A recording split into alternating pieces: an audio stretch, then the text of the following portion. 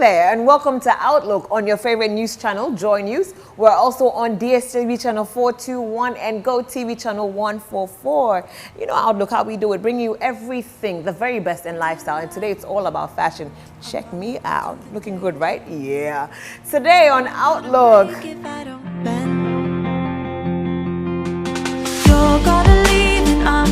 Today on Outlook, we're talking about perfumes. How are they made?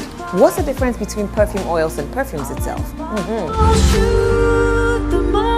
All this and more on Outlook. My name is Najile Doku. Are you ready to get into it? Well, yeah, I'm sure I'm ready to bring it to you. Now, to a first story. Now, perfumes, they help you announce your presence to a room. The very most important accessory in the world of fashion. Yes, to me, yes. If I don't smell good, I can't enter a room. I'm so uncomfortable. Now, perfumes even gets you new friends.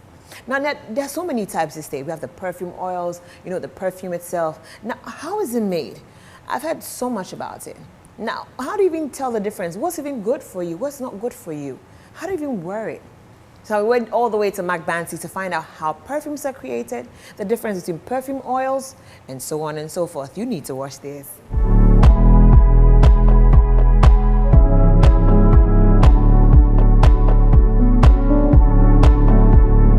Perfumes are actually a mixture of laboratory alcohol and then the oils, you know, essential oils. But usually the pure undiluted oils don't have alcohol here in it, you know, so the difference is, I mean, perfume oils are closed body perfumes. They don't dissipate because there's no oil in there. There's no, alcohol in there. Yeah. You need alcohol to be able to dispense the smell. But for the oil, highly concentrated oils, without, you know, any kind of laboratory alcohol, it stays on the skin. So it's more close skin, you know, perfumes. I see. You know, so that's actually the difference. Now, you know, fashion and everything. Exactly. Do you have to, is it okay to blend both the, you know, the perfume with the oil, or if you want to be the perfume kind, you stick to perfume, you stick to oils, you stick to one thing at a time? Well, there are some people who are, you know, frag heads. We call them fragrance heads. Okay. So they like to blend both. You know, we call it the cocktailing. So either they are blending the two different fragrances, or they're using perfume, undiluted oils, and then fragrance. You know, but it all amounts to the same thing. Because if you have an eau de parfum, meaning the oil concentration is high, between 15 and 25%, you know, oil percentage in the fragrance. That's eau de parfum. And then we have the eau de toilette. So the eau de toilette, is the concentration of the oil is lesser, between like 8 and 15 actually. You know, so that's the eau de toilette. So what it means is that one will last on your skin or your fabric more than the other. So eau de parfum makes use of most high concentration of oil. Yeah, high concentration of oils. You see, and then so the percentage is what determines how long, you know, and the kind of fixatives you use in the, you know, the chemistry formation. It's what ensures that the perfume would last more than a day, or to do 2 hours, and all of those things. Yeah. Now, most people like me would think that creating perfumes or creating fragrances is something that is done, you know, so complicated of a thing to do. Yeah. You know, you never really think about it and go like, wow, how is this thing done? Yes. So is it simple or it's difficult? It's actually very difficult. Yeah, that is why in the fragrance world we have someone we call the nose. You know, we have the chemists, people who work in the laboratory. So the nose, what you do is to just go around smelling various kind of ingredients, various kind of flowers, and all of that. So, I mean, perfumery is actually an art, because perfumery breaks down into 3 different components: the top notes, middle note, and then the base notes. So the top note is what you perceive when you first, you know, spray a perfume on, and that one dissipates very quickly. In about 10 minutes, it should be, you know, it should transition into the middle note, called the hard note, because that is the actual scent that the fragrance person or the perfumer intended to create. That's the middle note. It stays on you for a very long time, and then it breaks down to the base notes. That is the dry down, when it stays on you. So if the fragrance is supposed to do 24 hours, maybe after 22 hours, it starts, you know, transitioning into the dry down. Oh, okay. And that is, you know, yeah. So, I mean, the formation is very complicated because the thing is, how do you make orange smell at the top of the fragrance and then make wood smell at the base of the fragrance? This is where chemistry comes in, you know, because you are looking at it. So the chemist should understand that this is the percentage purity of oils that I need to put in this, and this ingredient should come first before this to ensure that the orange or the citrus you are looking for is in the top note, and then the amber or the wood that you're looking for is in the middle note, and then the let's say the lily or any other dry down you're looking for is in the base notes. You know, so when it comes to the science of fragrance, creating it is very difficult. That's how come there are some fragrance companies that create very complicated scents that are very difficult to, you know, to copy. Yeah. Because the biggest problem fragrance people are having right now is the fact that cloners are able to clone what you've done easily. What you've done, and you are selling so expensive. So what is the point creating a $500 perfume and someone can create the same scent, the same performance, the same sillage, and sell it at a price of, let's say, $20? And then it gets the fragrance well thinking. It means that you are just ripping us off. Yeah. Because if you are creating this beautiful scent, so what the fragrance people hide under is the fact that the other cloners are using synthetic, you know, ingredients. You know, for eau de parfum, it's supposed to be organic, it's supposed to be natural. But imagine you are producing 2 million bottles of fragrances, and then you cannot get those essential natural oils or natural ingredients. It means that you would have to fall back on the laboratory or the chemist to create a synthetic representation of the same kind of oil for you. So the whole craze keeps going back. So you see, there are a lot of people now are moving to niche perfumes. Yeah. You know, so they are moving away from the designer fragrances because they feel that it's too pricey. Yes. And on top of it, there are some niche brands that are performing way better than the designer brands. Yeah. Why wouldn't they want to fall on it? So it's a journey. Some people start off with designers and then transition into niche brands. Some also start with what's the name? Some start with niche brands. You get it? And then the niche brands too, they don't come cheap. You know, because these people are producing in, let's say, smaller quantities, but highly concentrated, highly organic, and highly natural. You know, that means creating these perfumes, not to cut you. Yeah. There's a lot of experimentation that is done. I mean, you can't get it at a go, especially if you're a good perfumer, unless, of course, you want to be a cloner. You know, clones, all you do is that you do your, you take the fragrance and you look at the formation and you do the pairing. You know, there are people who are good with that. They do the pairing, they can tell that, okay, this one, there's citrus in there, the amber is very pungent, patchouli in there, and, you know, agarwood. So they are able to tell, and they'll create. Some are able to get whatever they wanted to create 70%, some are able to get it 80%, some actually get it 100%. You know, so yeah, so there's a whole lot of, you know, confusion going around in the fragrance world, you know, because there are companies, for instance, maybe Tom Ford has created oud wood, and then Gucci is creating something oud, and they all smelled almost the same, or the same, you know. So you see that they are targeting people who want to identify themselves with those brands, but not actually creating anything unique. Okay. You get it? I like the way you said it. It has to be artistic. It has to be artistic, because the thing is that distinguished. People have dedicated their whole life creating fragrances. Their great-grandfather started, it came down to their grandfather, and it's passed down to them, you know. And then designer perfumes are also looking at another angle to cash in. You get, you know, because they do shoes, they do shirts, they do all of these things, and then they add fragrance to it. So some of them actually don't have in-house perfumers. So they do consultation work.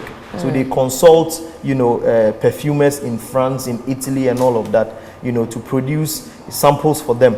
So then they sample, they pitch to the big companies, whatever they like, and then they produce them in, you know, mass quantities. So a perfumer could be doing the same thing for two major big brands. Yeah, a perfumer could do for Tom Ford and do for Gucci. That's when the distinct, like, you know, the similar smell comes. I mean, but even a perfumer can decide to do for 3 big brands, but create 3 different scents for them. You know, it is your artistry.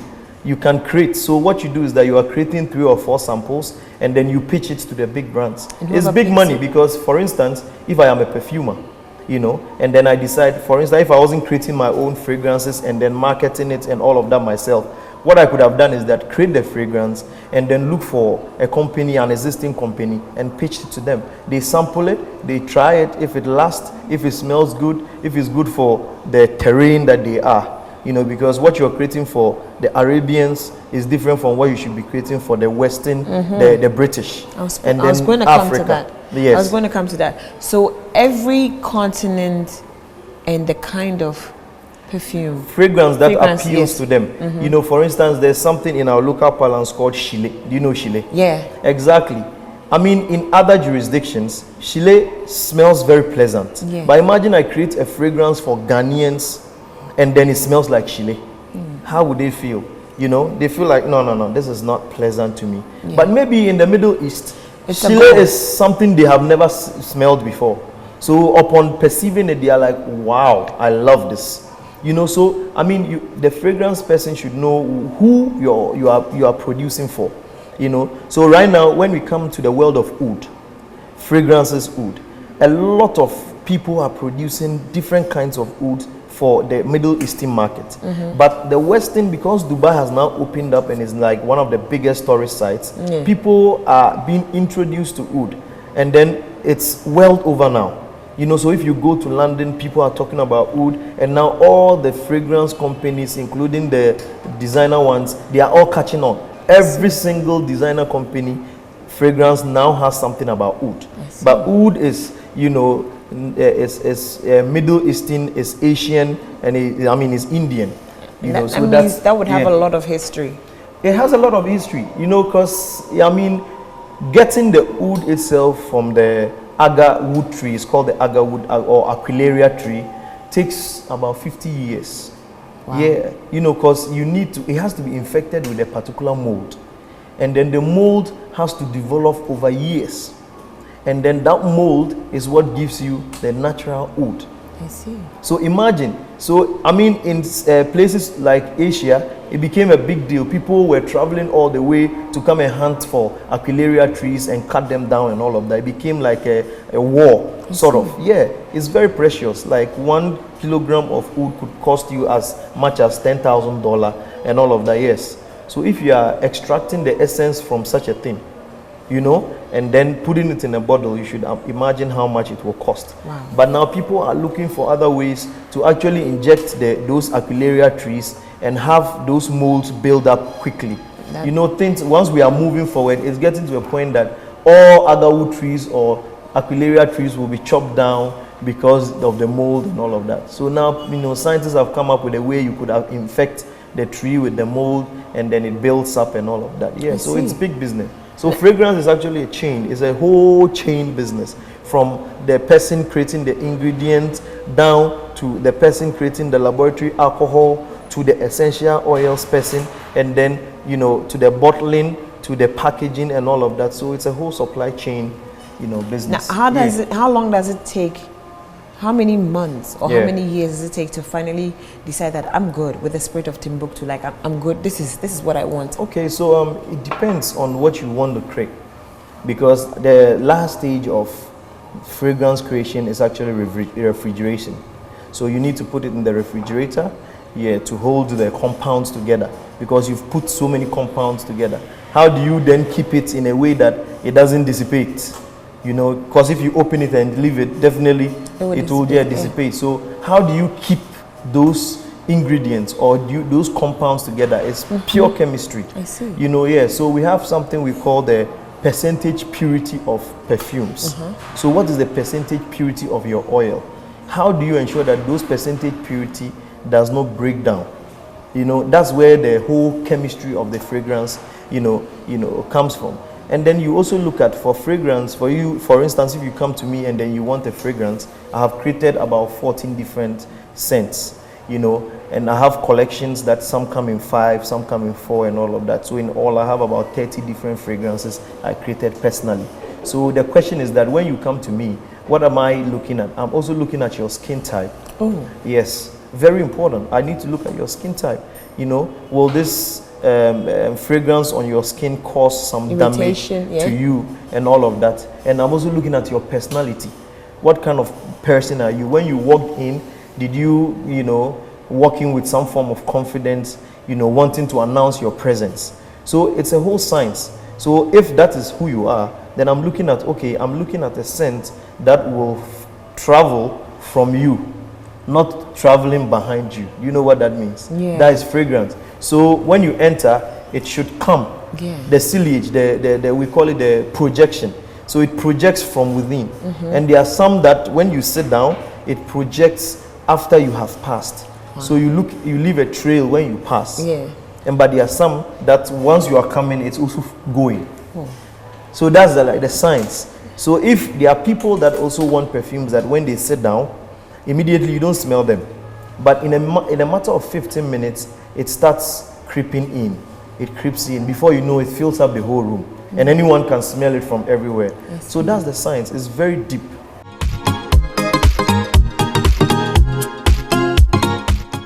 Oh, that was a whole chemistry class, but trust me, I got some in there. Now that you know the difference between perfume oils and perfumes, now you know when you step out, you know, you're trying to buy yourself a perfume, you know exactly what you want, what to wear and when to wear it and where to wear it, right? Yes. I hope you learned a lot from that, but we'll take a quick break. When I come back, I've got more for you in the world of fashion on Outlook.